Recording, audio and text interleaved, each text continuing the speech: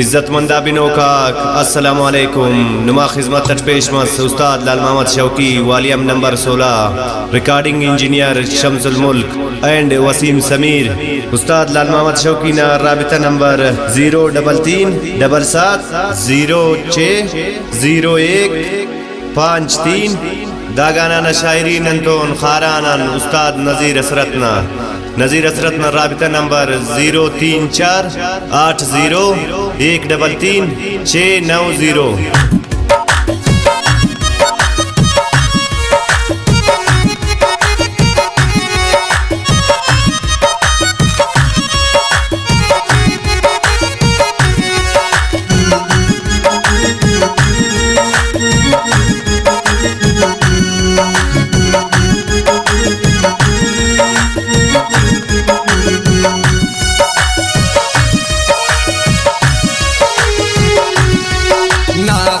गनो किंगा इशारा के उस्ती धरे हस साथ जालिम कने वो शान दरे। ना खंता गनो किंगा इशारा के उस्ती धरे हस साथ जालिम कने वो शान दरे।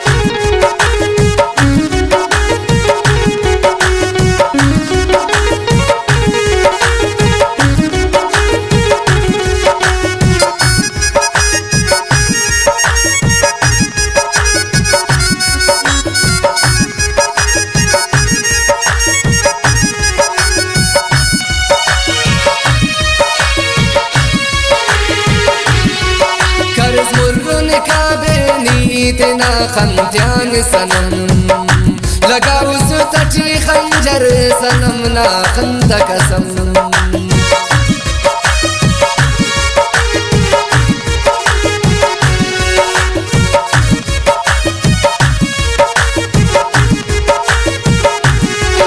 कर्ज मुर्रन का बेनी इतना खंत्यान सनम लगा उस तटी खंजर सनम ना खंत कसम। ना खंत गनो किंगा इशारा के उस्ती धरे हस साथ जालिम कने वो शान दरे।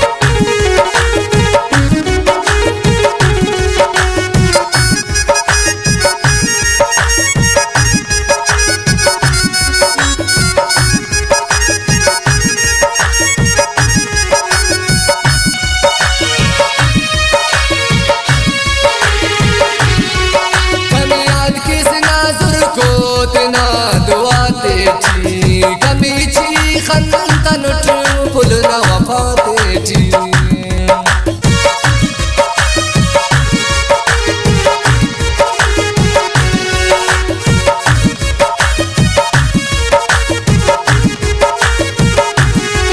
कमियाद किस नाजुर को तना दुआ तेटी कमीची खंतन फुल न वफातेटी।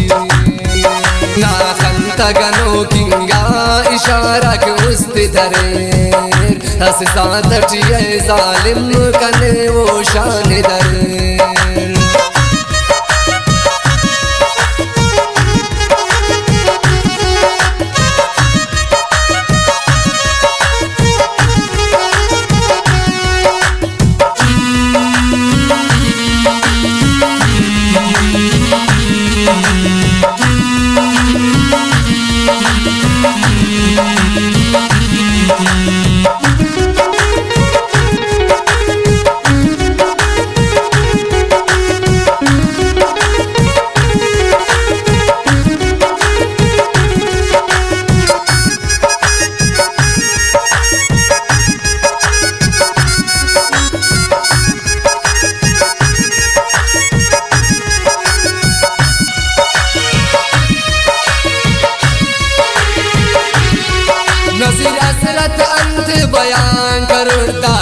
قصاي ناخلتا تاسيران وتسكن الشعر